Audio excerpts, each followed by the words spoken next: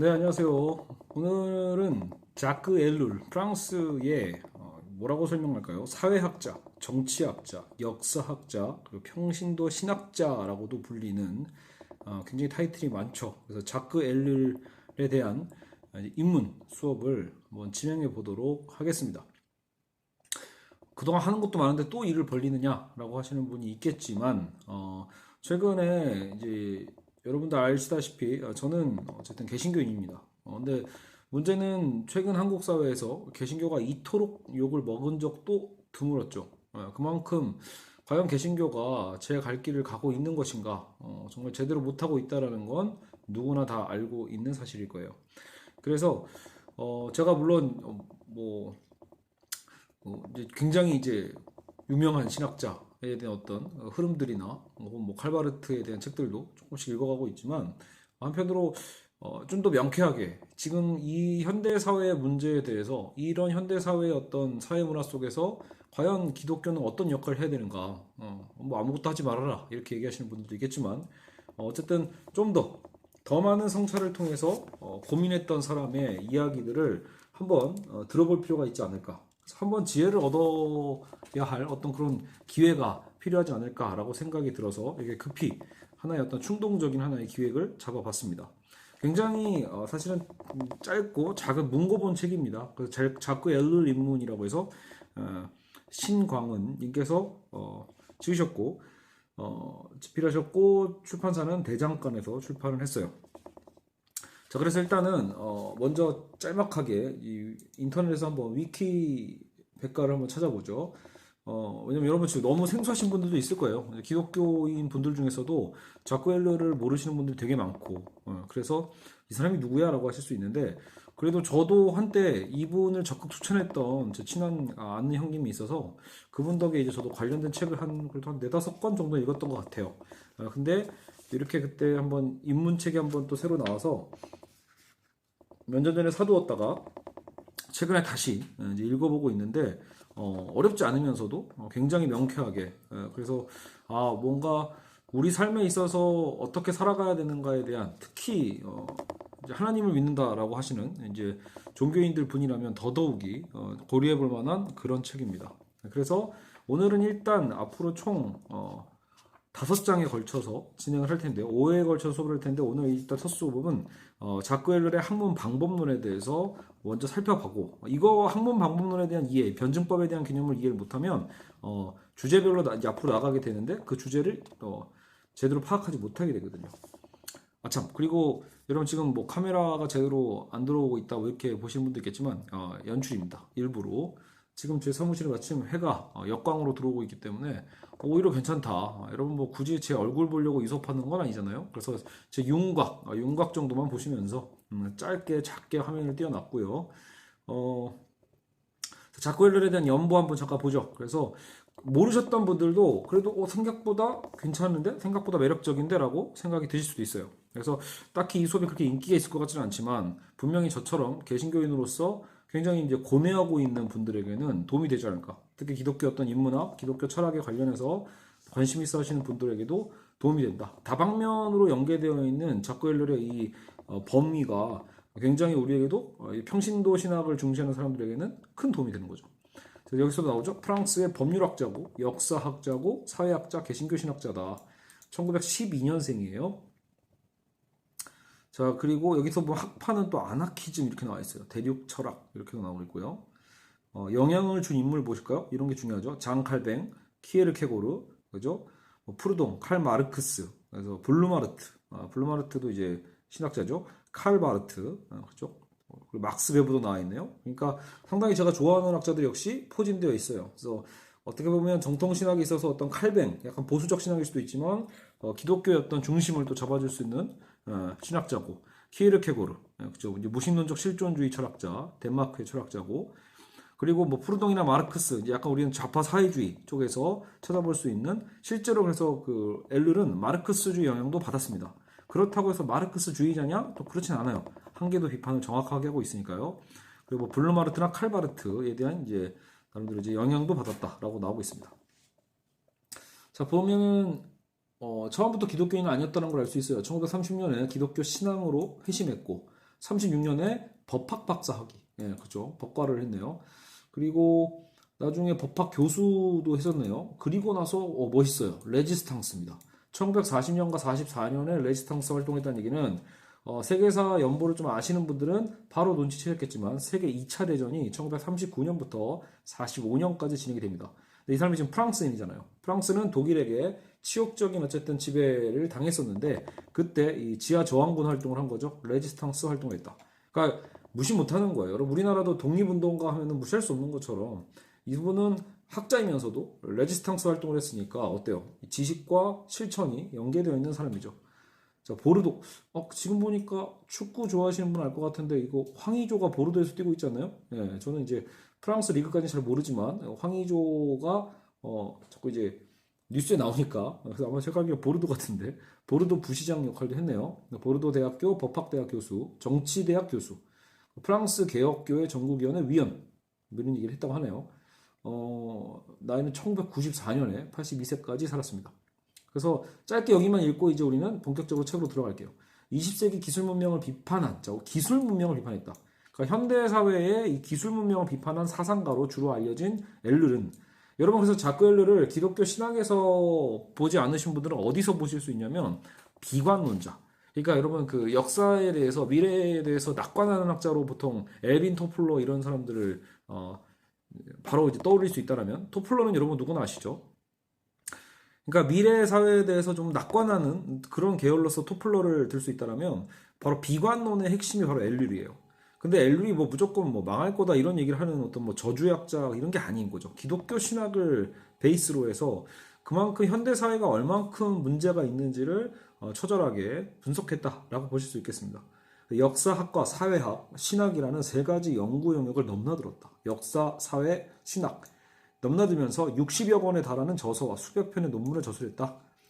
그래서 사회학자로서 파리의 사상계와 신학자로서 개신교계에 잘 알려지지 않은 상태였는데 그럼에도 미국에서는 기술과 성서 텍스트에 대한 연구 및 윤리에 관한 3부작으로 인해 모든 저서가 번역됐다. 미국에서 오히려 더 먼저 드러났던 것 같아요. 자, 그리고 여기 이런 얘기 나오죠. 현 시대에 심각하게 부각되는 다양한 문제 및 현상과 관련되어 있다는 거. 그래서 인정받는다라는 거예요. 지금 시대를 어느 정도 예견했던 거죠. 우리가 현대 사회에서 겪고 있는 여러 가지 문제점들을 이미 이 프랑스의 학자는 예견하고 있었다. 전 세계 금융위기 같은 사회적 위기, 통제되지 않은 개발에 의한 환경 파괴 위험, 온실가스 증가로 인한 기후변화와 이상기후, 이런 핵재난, 유전자 변형식품과 광우병, 동물복제의 가능성 등에 대해서 굉장히 위험한 그런 위험성에 대해서 여러 가지 어떤 견해를 제기해 왔다라는 거죠. 네. 좋습니다. 그래서 사상의 특징이 이렇게 나오는데 사회학적 측면과 신학적 측면으로 뚜렷이 구분이 된다라고 얘기를 하고 있어요. 자, 그래서 그 부분들을 오늘 우리가 이 수업에 사회학적 측면, 신학적 측면 이렇게 나오고 있죠. 이걸 한번 찾아보도록 하겠습니다. 검토를 해보죠. 자크 엘르 입문. 그래서 오늘 1장 이걸 프롤로그라고 되어 있거든요. 제 1장. 그래서 학문 방법론. 그래서 이제 이거를 오늘 간략하게 정리를 하고 바로 이제 2, 3, 4, 5장으로 연결을 하도록 하겠습니다. 그래서 지금 2장에서는 뭐가 나오냐? 굉장히 우리가 흥미로워하는 것들이 나오는 거죠. 주제로 봤을 때. 그래서 이제 2장에서는 바로 돈과 하나님. 그래서 이제 어떤 자본주의 문제를 다룰 거다라는 걸 뭐 예측해 볼 수 있을 것이고요. 3장에서는 기술 체계.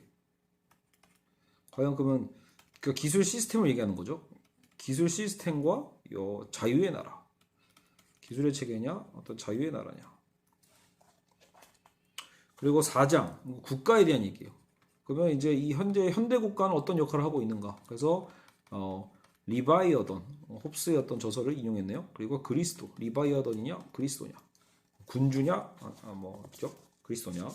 마지막 5장이 이제 기독교.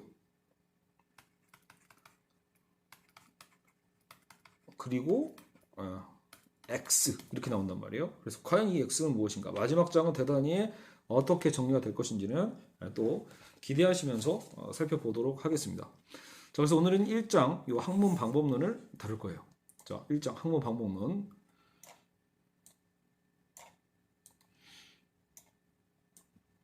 엘룰의 얼굴이 익숙하지 않으니까 계속 갖고 다닙시다. 이렇게. 자, 자꾸 엘룰을 이해하기 위해서 우리는 학문 방법론을 이해해야 된다. 그의 사상은 거대한 모자이크 그림과 같아요. 자, 그래서 먼저 두 가지 학문 방법론에 있어서 가장 중요한 두 가지를 정리를 할 텐데요. 첫 번째가 엘룰에 있어서 변증법적인 방법론을 이해해야 된다. 변증법적 방법론. 그러니까 엘룰은 철저하게 이 방법론을 써서 연구를 하고 있는 거예요. 두 번째, 저 이 부분 때문에 사실은 이제 제가 이 수업을 선택한 거죠. 기독교 현실주의다. 예.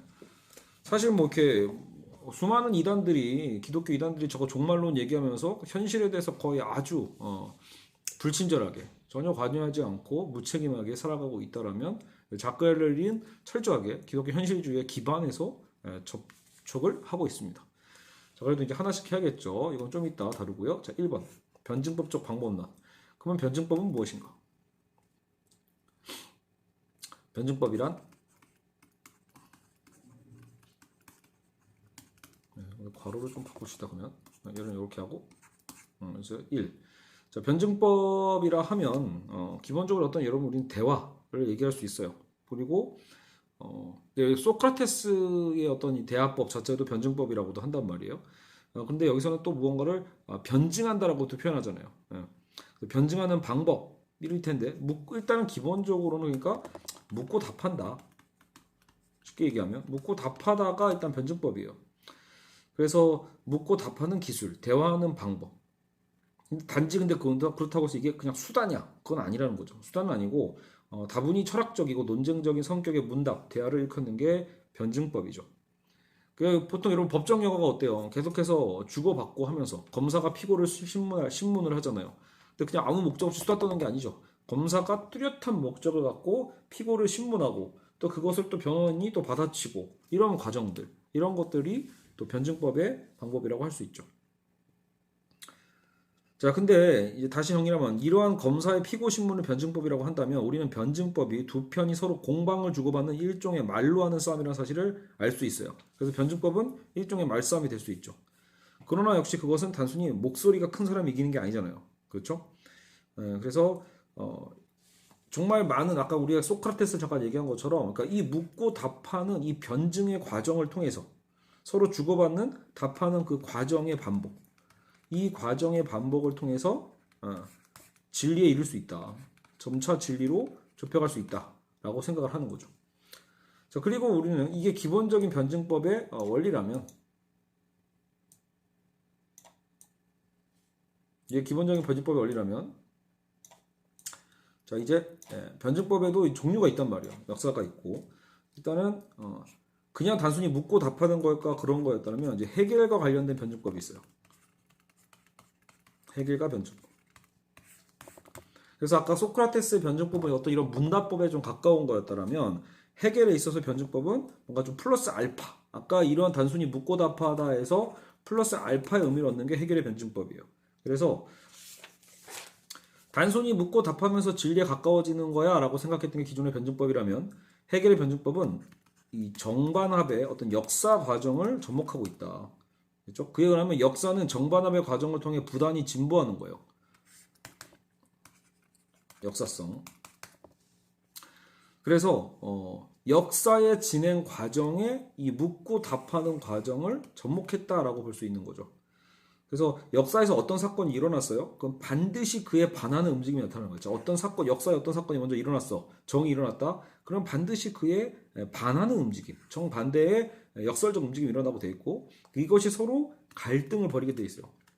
갈등 가운데 나중에 이게 다 합으로 제3의 사건이 또 발생하는 거죠.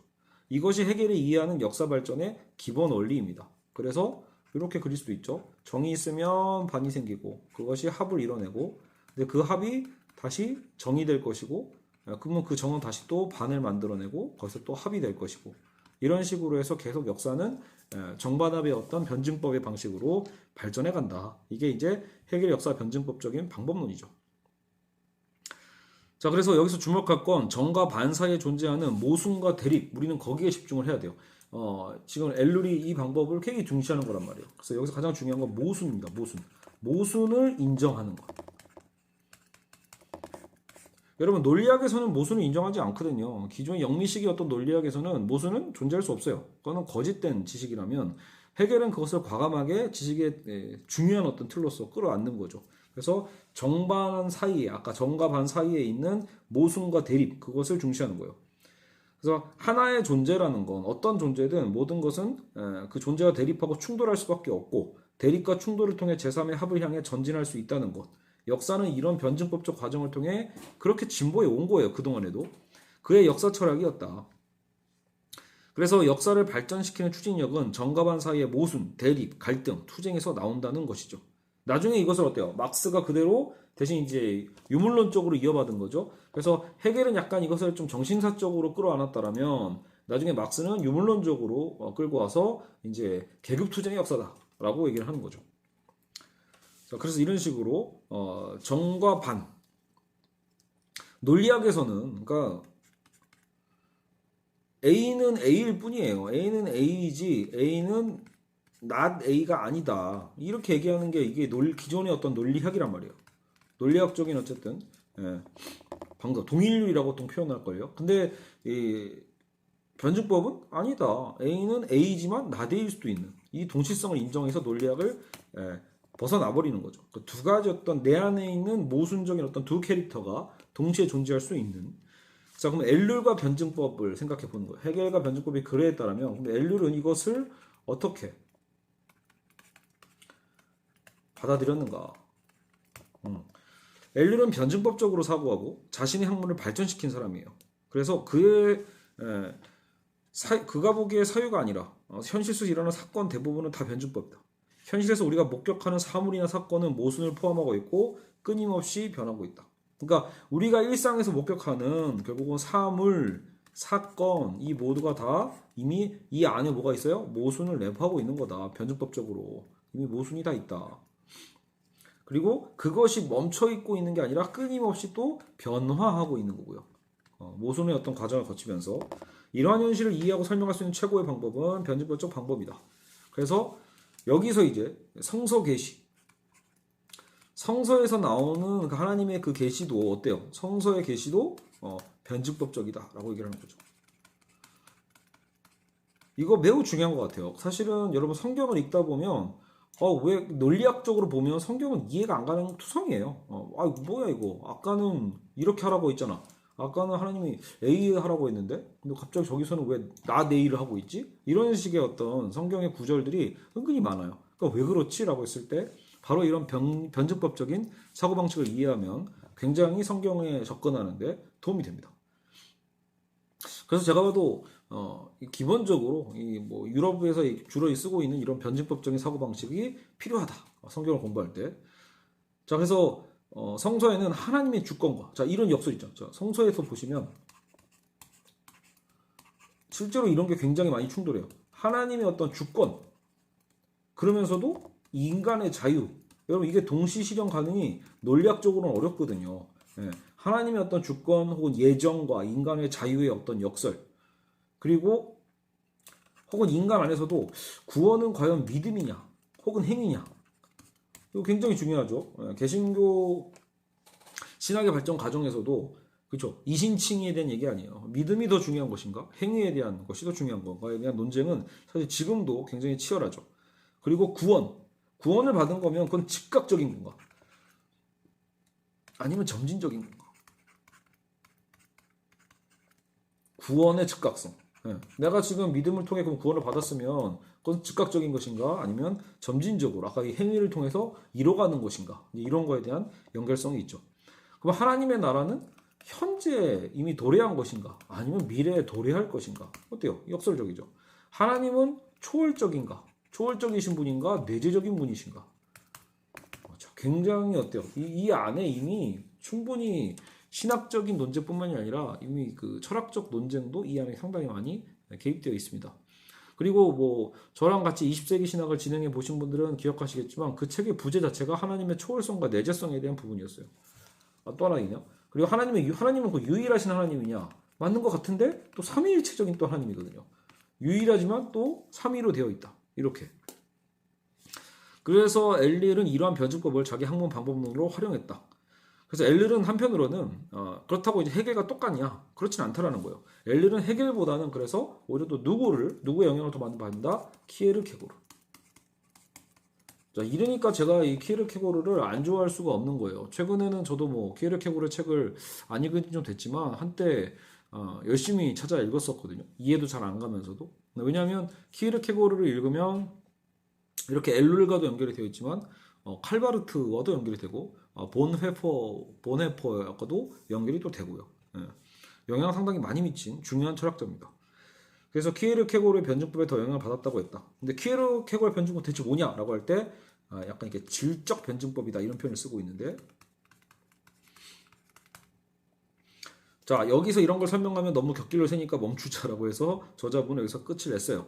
근데 아마 키에르케고르의 또 변증법은 이런 거예요. 키에르케고르 책 중에 이것이냐 저것이냐 또 이런 게 있거든요. 전형적으로. 근데 이제 우리는 또 이것과 저것에 대한 어떤 고뇌 중에서 사실은 결국은 선택의 문제다라는 거죠. 근데 한편으로는 그러면서도 어떤 믿음의 결단을 통해서 아예 도약을 또 하는 거예요. 점진적인 어떤 측면이라기보다는, 그러니까 키에르케고르식의 어떤 변증법은 그런 어떤 선택 속에서 우리가 어쨌든 점프하는 느낌? 갑자기 뭐 질적으로 변화되는 어떤 믿음의 결단 이런 거죠. 결단을 통해서 기존에 뭔가 모순되었던 것들이 또 해소가 되는 이런 측면들이 존재합니다. 근데 그거는 또 여기서 안 다루고 있으니까 또 제가 또 막 끌고 나갈 수는 없을 것 같고요. 자, 그리고 이제 내려가 보죠. 계속. 자, 두 가지 극단.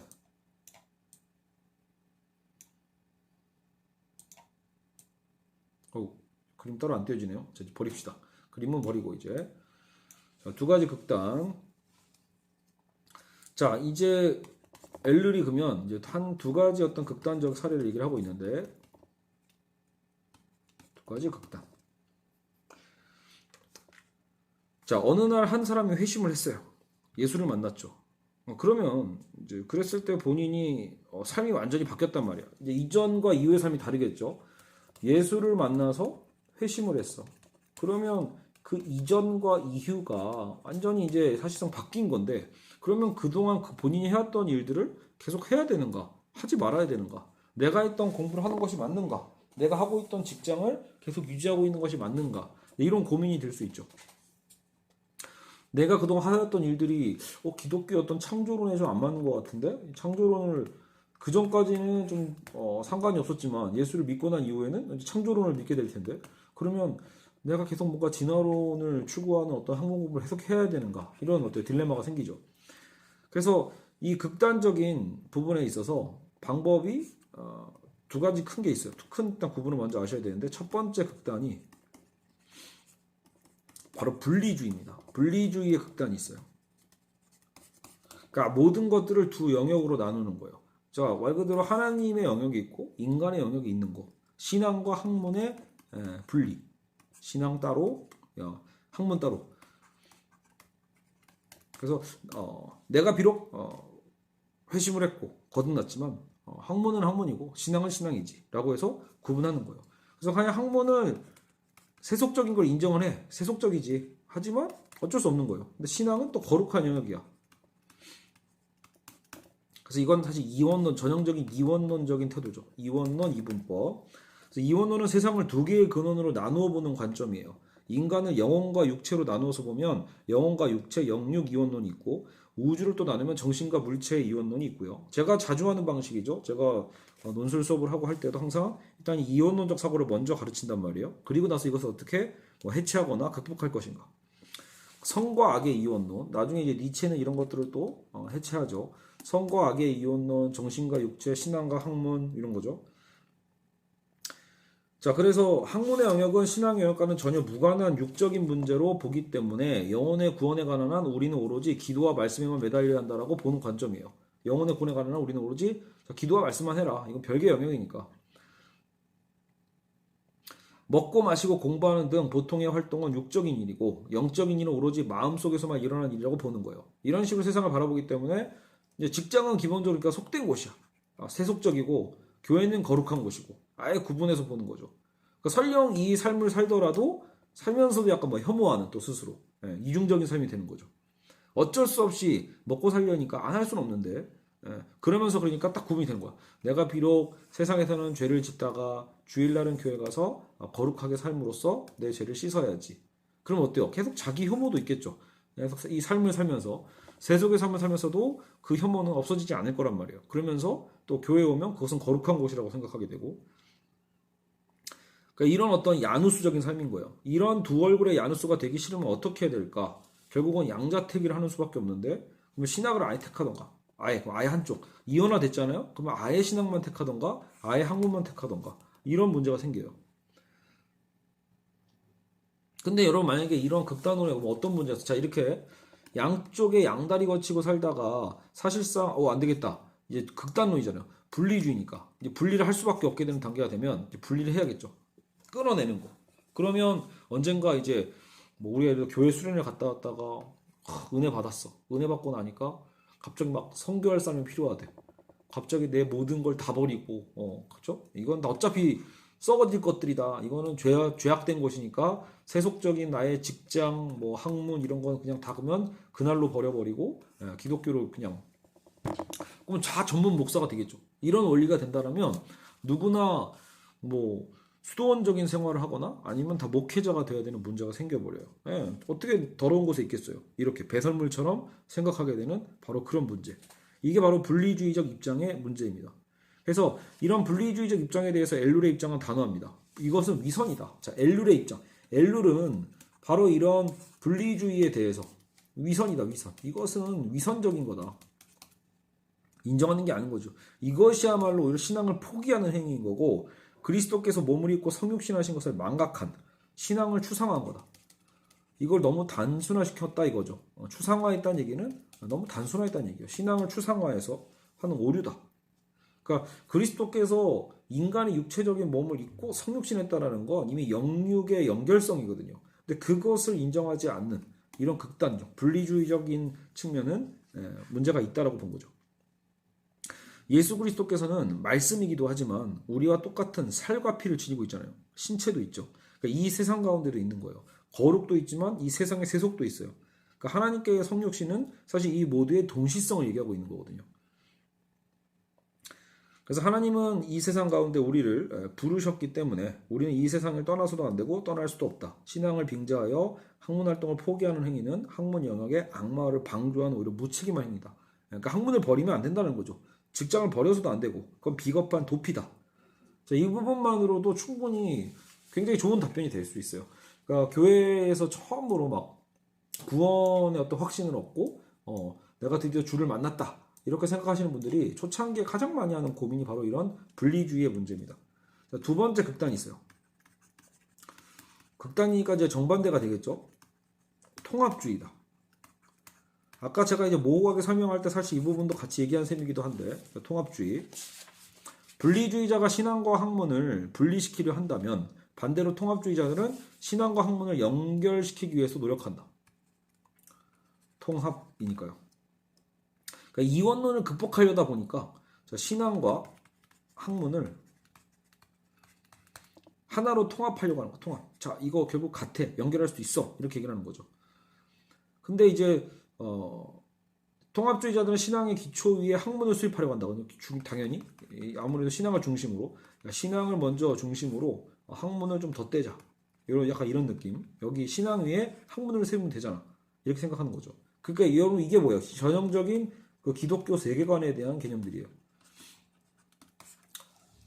기독교 철학, 그죠? 이런 거, 기독교 사회학, 기독교 심리학 이런 거 정말 많이 들어봤죠. 그러니까 그런 것들에 대해서도 엘룰이 비판한다는 점에서 새삼 놀란 분들도 있을 거예요. 그러니까 분리주의의 문제가 잘못된 것은 다들 알지만 통합주의의 어떤 방식은 우리가 평소에 해왔던 거 아닌가? 이런 느낌이 있는 거죠. 그래서 엘룰은 기본적으로 예전에 우리나라 여기도 그 얘기 나오네요. 변형 모델이라고. 자, 그러면 1980년대 한국 교회를 휩쓸었던 기독교 세계관 운동을 살펴보면 된다는 거죠. 그거와 되게 연결성이 있다는 거예요. 1980년대에서도 한국 교회에서 이게 굉장히 유행을 했었다는 거죠. 복음의 능력으로 문화를 변혁시키자. 뭐 얼핏 듣기엔 그게 나쁜 얘기는 아니에요. 복음의 능력으로 변혁시키자고. 그래서 복음주의권 내에 상투적 구어가 의존하는 이론적 토대였다. 기독교 복음주의 계열이 있죠. 그래서 이걸 변혁적 통합주의자들의 주장은 무엇인가? 한마디로 이들은 신앙과 학문이 분리돼서는 안 되고 두 영역은 분리된 듯 보이지만 실상은 하나라는 거예요. 그래서 변혁을 하는 통합주의, 변혁적 통합주의. 신앙과 학문을 하나 통합하는 작업. 신앙이 근데 대신 무조건 우선 기독교 신앙의 토대 위에서 모든 걸 세우고자 하는 거죠. 성서의 가르침을 바탕으로 하는 기독교 학문을 만들어야 된다는 거. 여기에 이제 너무 이제 치중하게 되어 있는 거예요. 그래서 저도 어릴 때 이런 생각 많이 했던 것 같아요. 야, 모든 그런 공부를 공교육에서도 하나님의 어떤 이 기독교의 어떤 신앙 안에서 공부해야 되는 거 아니야? 이렇게 생각하는 게 가장 쉽게 꿀 수 있는 그런 통합주의적 꿈이죠. 근데 지금 생각하면 그리고 너무 잘못하다가 그게 역으로 여러분 기독교 학교들 많이 보시잖아요. 그러니까 종교를 추구하는 기독교 재단 학교든 불교 재단 학교든 종교를 추구하는 학교들 보면 항상 부작용이 엄청 많아요. 왜냐하면 거의 강제시키는 거에 더 가까우니까. 종교를 자유를 통한 어쨌든 본인의 어쨌든 그 뭐 자율적 선택에 의한 그게 그 신의 부르심이 되었던 어쨌든 간에 그건 나중에 깨닫게 되는 거니까 결국은 본인이 선택할 때 이 회심도 의미가 있는데 이런 종교 학교들을 억지로 다니게 되다 보면 전혀 그 종교를 믿고 싶지 않아도 어쩔 수 없이 이 학교에 들어오게 된 건데 저희 어렸을 땐 심지어 뺑뺑이라고 하잖아요. 학군제 때문에 그냥 간 학교인데 그 학교가 불교 학교야. 그럴 경우에 진짜 피해보는 경우 많거든요. 반대도 마찬가지죠. 나는 불교인데 뺑뺑이 때문에 갔는데 기독교 학교야. 이러면 굉장히 부담스러운 거예요. 자기는 전혀 그 종교에 관심이 없는데 학교가 그걸 막 강요해. 왜? 그들의 세계관이 뭐니까? 기독교 학문, 종교를 바탕으로 한 학문 체계를 통합하려고 하니까요. 그래서 이런 것들이 굉장히 무리한 어떤 느낌이 있죠. 그래서 이러한 원리를 학문의 영역에 적용시켜 보면 통합주의자의 결론은 분명하다. 신앙과 학문은 둘이 아니고 하나다라고 이제 주장을 하는 거죠. 그러니까 이 변혁적 통합주의의 그러면은 논리는 무엇이냐? 자, 하나님은 창조주이시고 창조를 누가 해? 하나님이죠. 하나님이 창조를 했고 그러면 이 세계가 다 하나님이 창조하신 거잖아요. 온 우주와 그 안에 있는 만유가 다 하나님의 것이고 따라서 우주 안에 있는 모든 진리는 하나님의 것이고 그래서 모든 진리가 하나님의 진리이기 때문에 자연스럽게 우리가 뭐 경제, 정치, 자연과학 이 모든 진리도 다 하나님의 것이다. 이런 귀결이 나온다라는 거예요. 그렇기 때문에 기독지성인은 학문의 영역 속에 뛰어들어가 모든 학문이 하나님의 것임을 입증해야 될 사명이 있다. 이렇게 주장을 한다라는 거예요. 자, 여기까지가 뭐예요? 엘룰의 입장이 아닙니다. 두 번째 극단인 통합주의자들의 입장이 그렇다라는 거예요.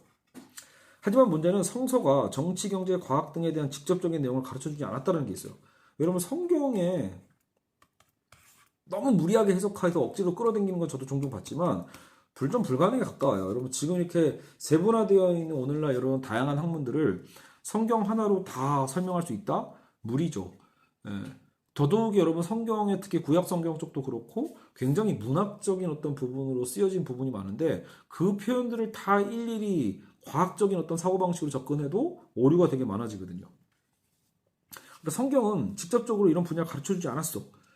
그러니까 이제 통합주의자들은 어떻게 해야 돼요? 성경이 그렇게 말하진 않았지만 그 학문하는 원리를 가르쳐주지 않았냐. 원리를 가르쳐줬기 때문에 성경을 공부하는 원리로 이걸 보면 된다. 뭐 이런 식으로 얘기를 하겠죠.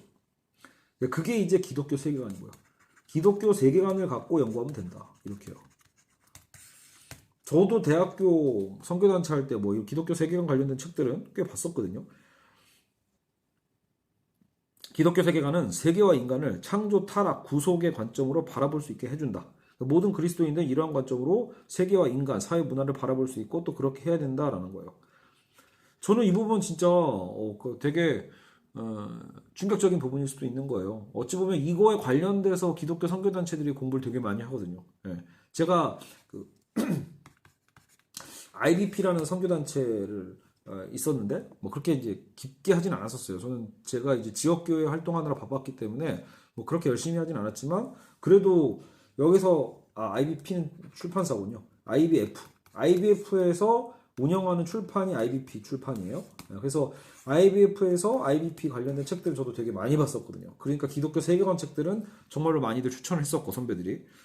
그러니까 거기서 늘 나오는 게 기독교 경제학, 기독교 정치학, 기독교 과학, 학문을 기독교 하는 거예요. 이런 방식에 대한 것은 전혀 거리낌이 없었죠. 그 당시에는 뭐 오히려 어떻게 하면 이걸 실현할 수 있을까를 고민했죠. 자, 그래서 우리는 두 개의 극단을 봤어요. 분리주의와 통합주의. 자, 거기에 대해서 일단은 엘룰은 뭐라고 또 얘기하는 거야? 두 번째 극단에서 기독교화라는 것을 이건 정복주의다 오히려. 그러니까 당연히 폭력성이 있다는 얘기예요. 기독교 세계관을 갖고 모든 것을 그렇게 보겠다라는 건 정복적 통합주의자들 향해 신랄한 비판을 가하고 있다. 엘룰은 세상을 너무 순진하게 이해한 거다. 예. 이건 마치 이런 표현을 썼어요. 악마에게 금색 물감을 칠하고 악마에게 강제로 뭐 금색 물감을 칠하고 거기다가 혹은 흰 옷을 입히는 그런 행위와 다를 바가 없다. 이런 얘기를 하네요. 자, 군인이면서 그리스도인이 될 수 있는 양, 은행원이면서 성도가 될 수 있는 양 주장하지만 실상 이들이 원하는 건 결국 뭘까? 양심의 가책을 조금 누그러뜨려 보려는 시도 아니겠냐? 이렇게 얘기를 하고 있어요. 양심의 가책을 누그러뜨린다. 결국 이것이 가져오는 결과는 구조적이고 사회적인 범죄를 기독교의 이름으로 정당화하고 합리해주고 말 것이다. 이렇게 얘기하는 거예요. 그러니까 사실은 두 입장이 분리주의라면 이런 문제는 안 생기거든요. 분리주의는 아예 구분하니까. 그래서 세속의 영역과 거룩한 게 아예 구분되니까 뒤섞일 문제가 없죠. 여긴 뒤섞고 있지만 결국 엘룬 얘기는 이거예요. 아무리 기독교 세계관이 신앙을 중심으로 얘기한다고 하고 학문과 여러 분야를 통합한다라고 얘기하고 있지만 결국은 정당화시키는 논리로 갈 거다. 우리 인간의 어떤 죄성에 대한 것들을. 네. 구조적이고 사회적 범죄를 기독교 이름으로 정당화한다. 이런 방식. 여러분, 그러니까 기독교 정치가 얼마나 위험해요. 정강훈 보세요. 종교의 이름으로 자신의 모든 광기의 행위들을 정당화하고 있잖아요. 이게 이제 엘룰이 비판하는 바죠. 종종 기독 지성인들이 기독교적 학문을 하려고 하지만 허황된 시도다라고 엘룰은 비관적으로 얘기합니다. 기독교적 수식어를 붙일 수 있는 학문은 존재하지 않는다라고 얘기를 하네요. 저도 가슴이 아파요. 저는 기독교 윤리, 기독교 철학 뭐 이런 것들에 대해 관심이 많거든요. 이런 애처로운 시도는 반드시 근데 실패할 수밖에 없다라고 엘룬은 얘기를 합니다. 그리고 세상에 의해서 오히려 변질될 거다. 이렇게요. 자, 됐죠? 이렇게 하면 분리주의에 대해서도 비판했고 통합주의에 대해서도 비판을 하고 있어요. 이러고 나면 엘룰의 그러면 대안이 뭐냐? 이 양극단의 대안에 대한 공격으로 바로 거기서 아까 우리가 배웠던 변증법이 등장을 하는 거예요. 이걸 적용해 보는 거죠. 변증법적 대안이 그럼 대체 무엇이냐?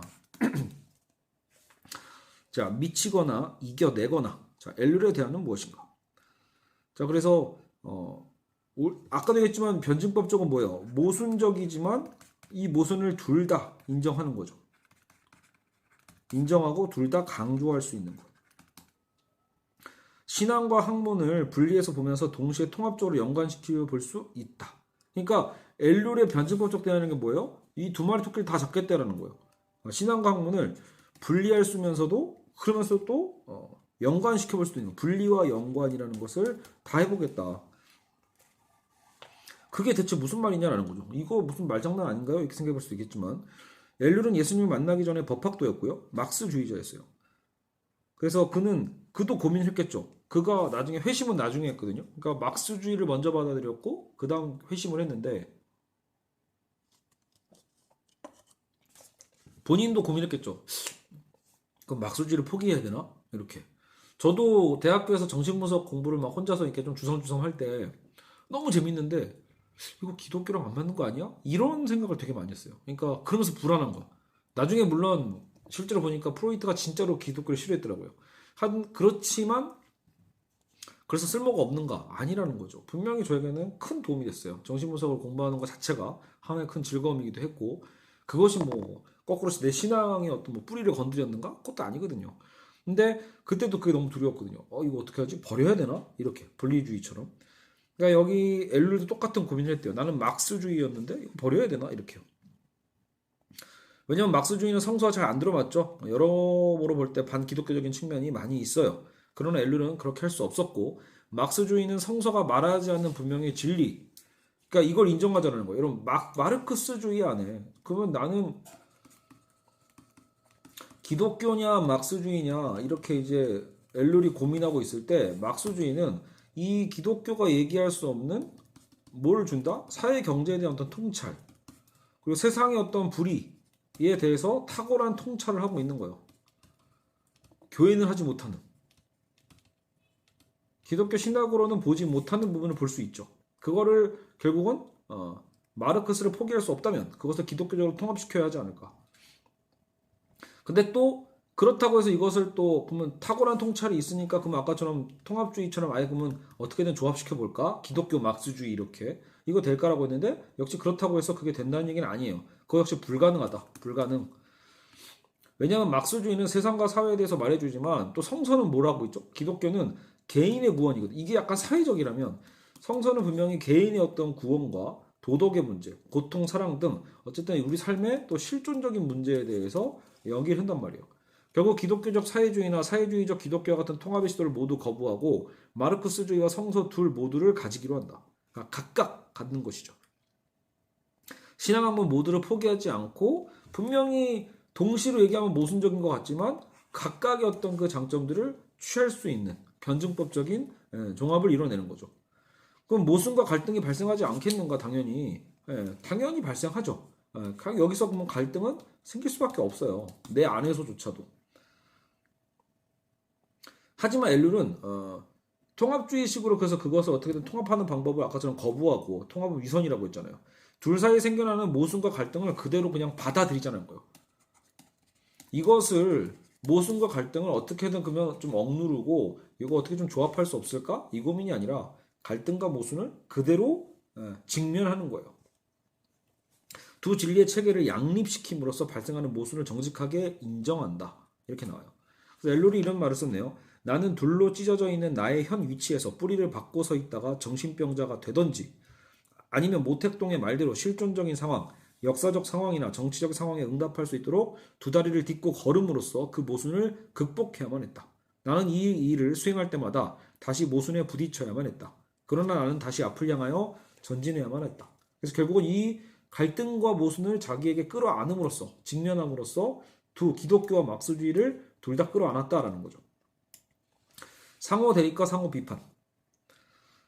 그는 말한다. 나의 사상은 오직 변증법적으로 발전할 수밖에 없었다. 그래서 그의 저술은 크게 두 부류로 그래서 구분이 돼요. 하나는 주로 구약 성서를 주석하는 성서 연구. 그래서 나름대로 기독교 신학자로 성서 연구에 대한 얘기를 했고, 주로 또 기술 사회를 분석하는 우리 현대 사회죠. 분석하는 사회학적 연구. 신학적 저술가, 그러니까 신학적인 거죠. 이거는 사회학적이고, 마치 두 개의 기둥처럼 서로 마주보면서 떨어져 있다. 겉으로 보면, 그러니까 실제로 엘룰이 책을 이렇게 썼대요. 계열을요. 이걸 뭐 동시적으로 이렇게 쓴 게 아니라 성서 연구는 성서 연구대로 또 기술 사회에 대한 사회학적 연구는 연구대로 둘의 어떤 계열을 계속해서 끌고 나갔는데 이게 어찌 보면 상관없어 보이지만 또 연관이 없다면 엘룰은 분리주의나 다름이 없겠죠. 엘룰은 성서 연구와 자신의 사회학을 변증법적으로 연관시켰고 변증법적 연관이란 무엇보다 두 영역이 서로 비판함으로써 여기서 이제 상호 비판이 되는 거야. 서로 비판함으로써 상호 비판함으로써 연관을 맺는 거다. 그래서 사회학과 신학, 엘룰의 사회학과 신학은 상대를 향한 비판적 기능이고 사회학은 신학을 향해 인간 실존의 구체적 상황을 바라보도록 훈계한다. 인간 실존의 구체적 상황을 바라봐라. 행여나 신학이 공허한 이론이나 사변적 형이상학에 빠지지 않도록 사회학은 감시하는 일을 한다. 그렇죠. 여러분 신학 연구하다 보면은 그냥 믿음이 어떤 체계 안에 그냥 빠져들 수도 있잖아요. 예. 우리 이 세계에 어떤 벌어지는 일들을 버려버리고 종말론적인 사고로 그냥 그죠? 넘어가 버리는 거죠. 그냥 이 현실의 고통을 우리가 제일 많이 고민하는 게 그걸 거예요. 예. 기독교인으로서 뭔가 이 사회 참여의 어떤 문제를 고뇌하시는 분들은 가장 이런 걱정을 하죠.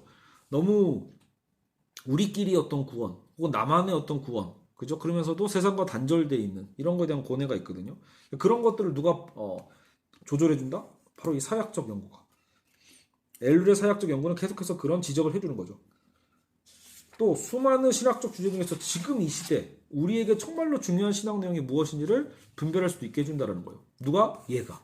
2번이 있기 때문에 1번에게 그런 것을 구분할 수 있게끔 매우 중요한 편인 것 같아요. 그래서 현대에 가장 많은 성경 공부를 그 목회자분들이 하시지만 그 성경 공부 안에 단순히 지식적인 공부가 아니라 그래서 이 지금 현재 사회에 가장 어떤 텍스트가 어떤 메시지가 정말 중요한 것인가를 분별할 수 있게 해야겠죠. 자, 근데 한편에 신학은 사회학의 의미와 가치의 문제를 볼 수 있게 해준다. 얘는 또 얘한테 그런 비판을 할 수 있다는 거죠. 그러니까 엘룰이 가진 가장 큰 믿음 중에 하나는 삶에는 의미가 있다라는 거예요. 그러니까 단순히 기술사회 분석만 하고 앉아 있으면 이건 과학적 연구에 가깝잖아요. 이렇게 객관적으로 연구했을 때 그게 대체 무슨 의미가 있는가에 대해서 의미와 가치에 대한 부분을 누가 채워준다? 바로 이 성서가 채워주는 거죠. 신학이. 특히 현대 학문 영역에서 의미와 가치는 점차 배제되고 있죠. 사회학이 하나의 과학이기를 자처하면서 이러한 경향은 더 커지고 있어요. 그래서 사회학도 이미 자꾸 과학화되려고 하고 있거든요. 그러니까 자꾸 가치를 배제하려고 해요. 하지만 인간이 살아가는 세계, 인간이 살아가는 사회가 의미와 가치가 없을 수 없거든요. 그러니까 그 의미와 가치는 어떤 방향으로 무엇을 향해 나아갈 것인가라고 할 때 성서가 바로 그 역할을 해준다라는 거죠. 무엇을 위한 학문이어야 하는가? 거기에 대해서 1번 성서 연구가 필요하다. 그래서 1번과 2번이 지금 상호 보완이 되고 있다는 거예요. 연구자 자신이 이미 자신이 속한 사회 속에 함몰되어 있다면 그가 제기하는 문제의식 자체가 한계를 지닐 수밖에 없다라는 거죠. 그래서 항상 기준이 되는 0점, 제로 포인트를 확실히 정해야 된다. 사회학 연구를 위해서 반드시 필요한 것은 사회 밖의 외적 중거점을 정하는 일이고 그래야 사회를 제대로 통찰할 수 있다. 엘룰은 기독교 계시가 사회학을 위한 외적 중거점을 제공할 수 있다고 보는 거예요. 이 기독교의 연구, 기독교적 계시가 사회학 연구를 위한 외적 중거점을 제시해 준다. 이걸 준다라는 거죠. 신학은 사회학에, 사회학은 신학에 상호 비판적인 기능을 수행할 수 있다. 그러면서 여러 책들을 집필하게 되는 거죠. 자, 그래서 이렇게 둘 사이에 발생하는 강력한 긴장과 모순, 충돌과 대립을 자신의 온몸으로 감내했고 자신의 실존 안에서 품어하는 갈등과 모순을 통해 힘겹게 한 발 한 발을 내디뎌 이룬 것이 바로 그의 학문적 성과였다. 이렇게요. 자, 우리 다시 한번 정리를 좀 해볼까요? 이렇게 보면 지금까지 우리가 본 것은 엘룰의 우리가 지금 두 가지를 본다고 했거든요. 첫 번째가 뭐였죠? 변증법적 방법은 지금 우리가 이걸 본 거예요. 자, 이제 기독교 현실주의를 살펴봐야죠. 기독교 현실주의. 기독교 현실주의에 있어서 일단은 경험에 대한 강조를 합니다. 경험 강조. 자, 그리고 자, 현실주의는 무엇인가? 현실주의. 경험의 주인, 현실이라는 것은 결국 우리의 경험이다. 경험을 중시하는 엘룰은 상대적으로 관념을 다루는 것을 좋아하지 않는다. 그러니까 엘룰의 학문은 지나친 관념적인 어떤 철학을 하진 않는다라는 거예요. 이 관념에 대한 부분보다는 이 경험에 현실에 더 다리를 딛고 있다. 강하게. 이렇게 볼 수 있겠죠. 그래서 사실 그렇게 철학적 글쓰기를 좋아하지 않았다라고 봐요. 철학과 관념에 대한 부분을 사실 멀리했다. X까지는 아니지만 좀 멀리했다. 그래서 그는 철학적으로 글을 쓰지 않았다. 기술 철학자로 분류하는 학자들이 있지만 썩 훌륭한 분류법은 아니라고 그래서 이제 저자는 얘기를 하고 있고요. 그의 책 절반 정도는 신학적 책이죠. 하지만 그의 신학책도 그러니까 그렇기 때문에 관념적이지 않다라는 거예요. 그의 신학책도 철저히 현실에 기반을 한다. 그래서 그는 지식적 논문과 같은 신학서적을 극히 싫어했다. 그래서 뭐 그 엘률의 그 신학 연구에는 뭐 아까처럼 뭐 칼뱅의 기독교 강요와 같은 방대한 어떤 신학책이 있지는 않죠. 그래서 그의 책들은 항상 변증법적인 대립의 구조를 잘 짜여져 있고 그것은 분명히 학자들이 선호하는 식으로 체계적이진 또 않아요. 학자들은 굉장히 그 체계를 중시하니까 그가 의도적으로 이론적 체계를 그 자체 안에서 또한 그 자체를 위하여 세우기를 결코 원치 않았다. 그러니까 그가 의도적으로 학문적 체계에 대한 것을 그렇게 지켜서 쓰지 않았다라는 거예요. 매이기 싫었기 때문에. 현실주의의 의미, 엘룰의 리얼리즘, 현실을 있는 그대로 보겠다.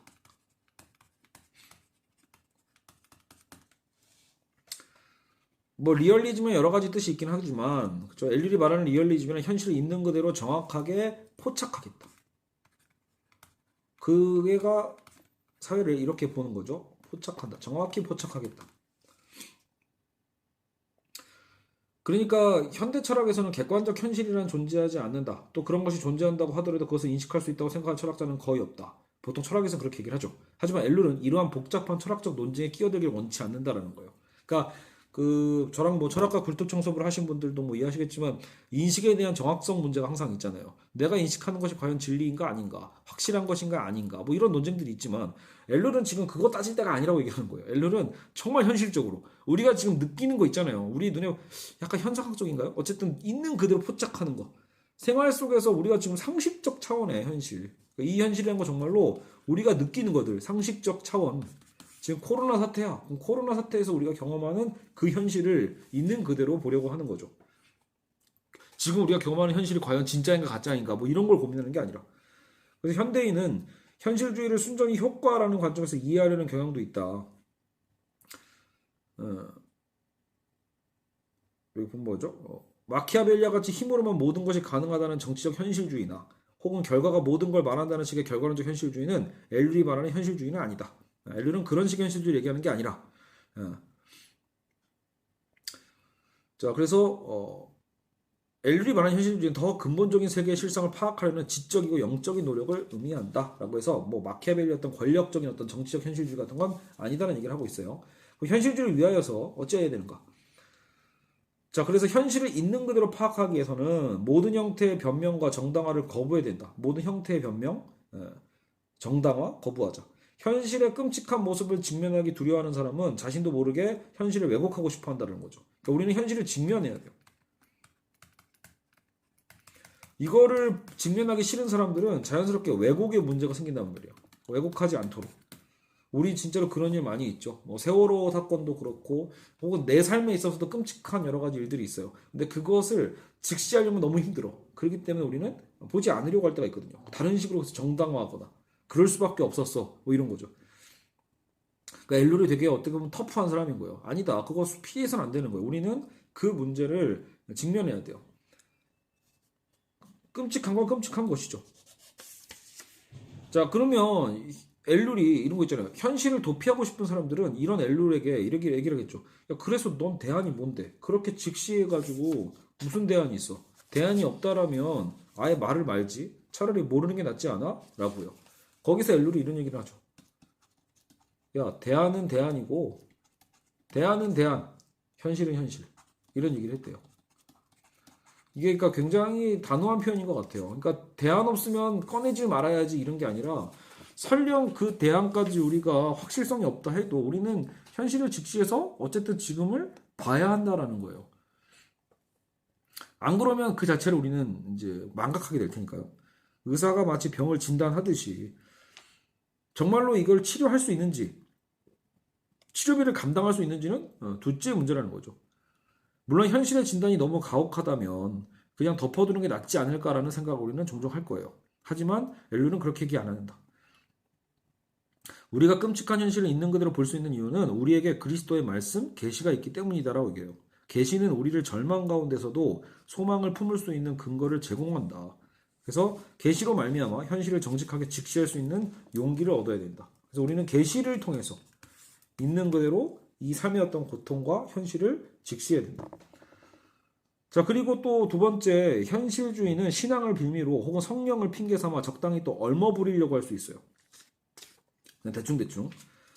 근데 그러나 성령을 핑계 삼아 자신이 해야 할 일을 회피하는 건 책임회피다. 성령에 대한 신앙은 우리가 눈을 감고 생각 없이 마음대로 행해도 괜찮다는 걸 의미하는 게 아니다. 성령 충만 받았으니 막 아무렇게 해도 된다 이런 게 아니거든요.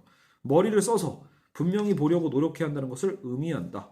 엘릴의 현실주의는 이런 어떤 성령론에 의해서 모호하게 피해가려고 하지 말라라는 거죠. 오히려 그 도움을 통해서 우리는 어떻게 보면 신이 주신 지식과 지혜를 통해서 노력을 해야 되죠. 세 번째, 현실주의는 우리의 행위의 기초가 되어서는 안 된다.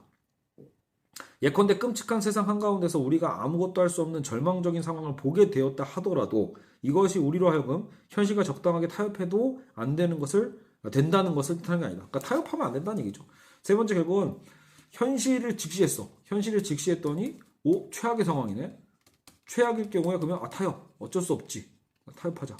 이렇게 하면 안 된다는 거예요. 타협하면 안 된다. 누구 들으라고 한 소리냐면 이 라이놀드 리버가 실제로 그런 얘기 좀 했었어요. 기독교 현실주의를 좀 얘기하긴 했었어요. 그러니까 어쩔 수 없다.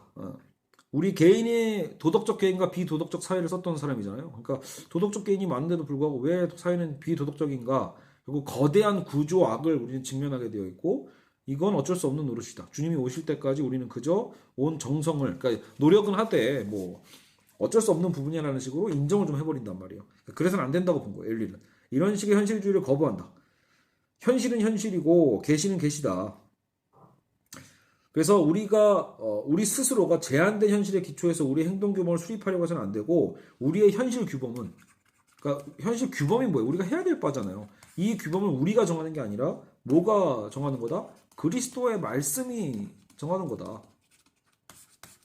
그래서 거기에 기초해서 적당히 타협하려 하지 말고 우리는 싸워야 될 문제에서는 싸워야 되는 거죠. 그래서 그를 급진주의 이런 부분이 약간 그를 레디컬리즘 급진주의로 이끌게 된다라는 얘기를 하고 있습니다. 하지만 그만큼 터프하죠. 기독교는 현실로부터의 도피처가 아니라 적나라한 현실 한가운데로 임하는 것이다. 그러니까 여기 보면은 이런 표현이 나와요. 엘룰에게 있어서의 현실주의는 기독교 신앙의 중요한 특징이다. 기독교는 환상이나 덕스러운 감정, 관념주의와 아무 상관이 없어요. 너그러운 할아버지로서의 하나님, 즐거운 잔치로서의 크리스마스, 낭만적 추억으로서의 주일학교와 성가대는 기독교가 아니다라는 거예요. 사실 이건 다 부차적인 거죠. 이게 뭐 악하다라는 얘기는 아닐 수 있어요. 하지만 그거는 기독교 신앙에 있어서 부차적인 것들이거든요. 그러니까 기독교는 현실로부터의 도피처가 아니라는 거. 근데 오늘 한국 기독교가 얼마나 그런 거에 많이 안주하고 있는지를 스스로 돌아볼 필요가 있는 거죠. 예. 이번 성탄 행사는 어떻게 할까? 예. 이번 부활절 행사는 어떻게 할까? 이번 부활절 칸타타는 참 너무 은혜로웠어. 이걸로 나의 어떤 존재의 의미를 찾는 거. 이게 아니라는 거죠. 예. 이것도 물론 예배의 행위일 수도 있고 교회 공동체 회복일 수도 있겠지만 그래서 결국 최종 궁극의 목적은 뭐겠어요? 그죠? 그러니까 그 교회 안에 안주하지 말라라는 거죠. 자, 마지막 마무리로 가고 있습니다. 학문 방법론으로서의 기독교 현실주의. 그래서 이 부분은 좀 따로 띄어서 또 뉴스로 현실을 알 수 없다. 뉴스에 대한 비판이 나와요.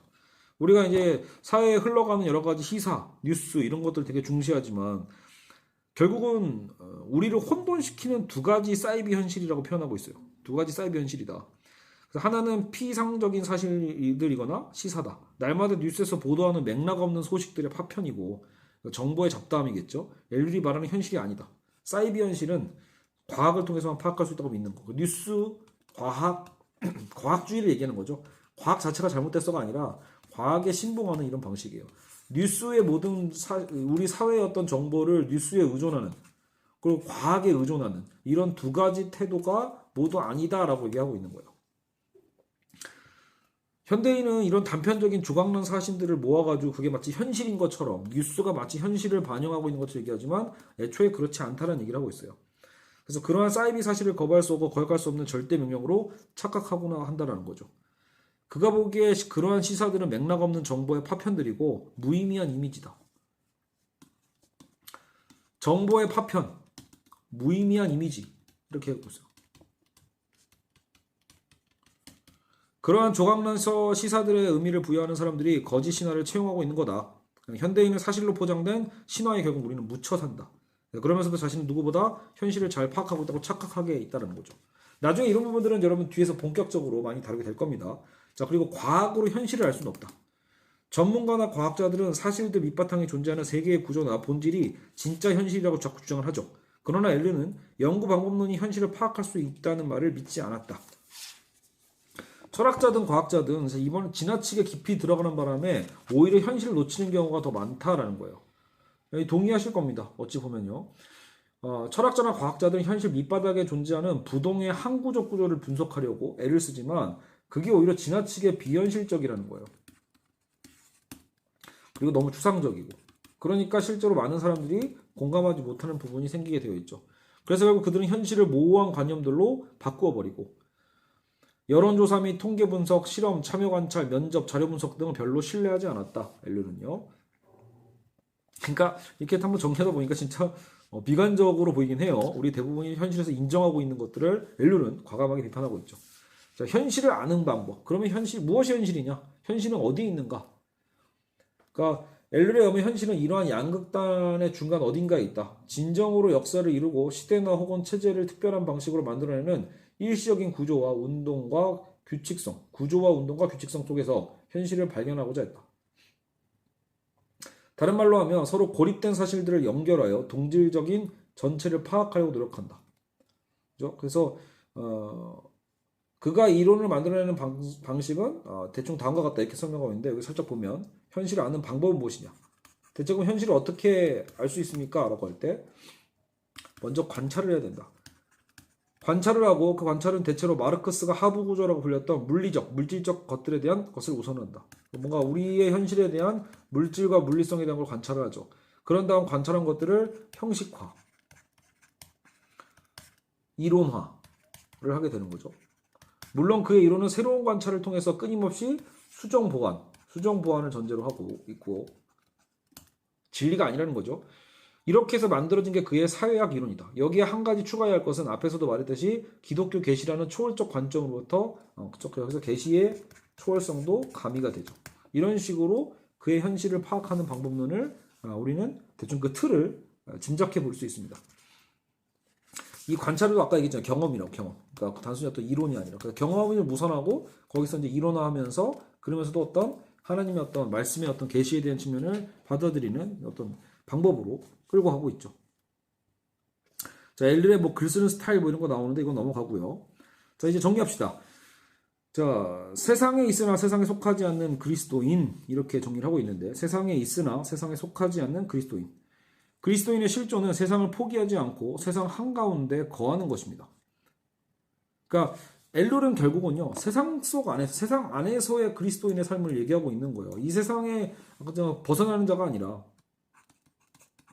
이 세상 속에서 세상을 포기하지 않고 세상 한가운데 거하는 그리스도인의 실존.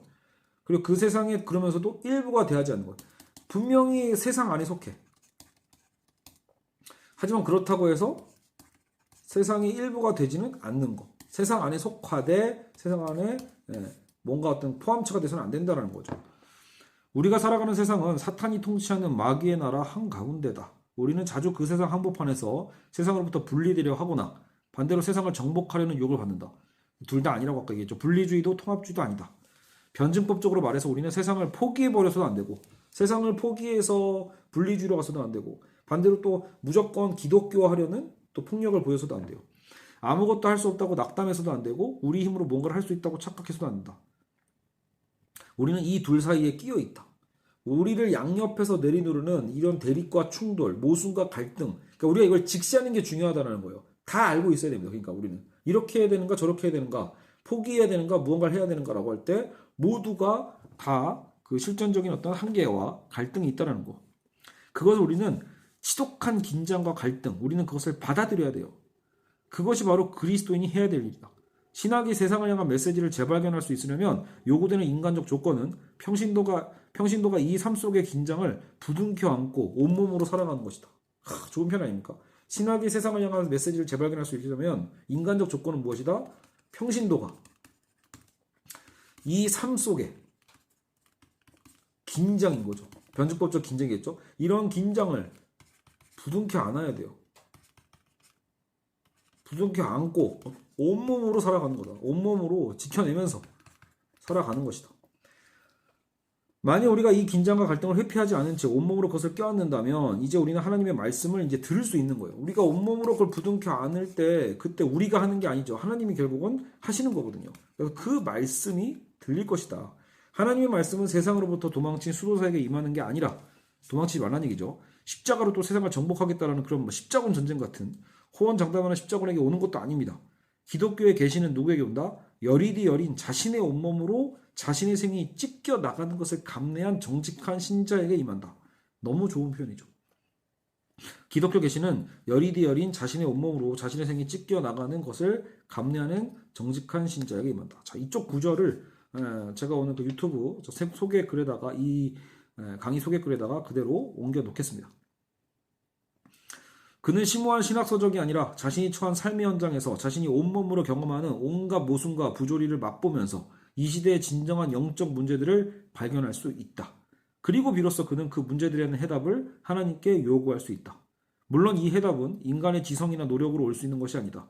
저 밖으로부터 이 세계 안으로 들려오는 기독교 계시, 복음만이 참된 해답일 수 있다. 그리고 이때 비로소 그는 서툴지만 하나님의 말씀을 따르는 삶을 시작할 수 있다.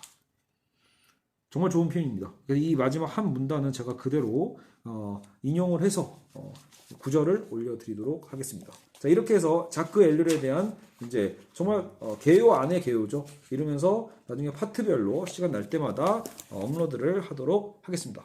여러분 수고하셨습니다. 다음 자크 엘률 2편 때 다시 보도록 하겠습니다.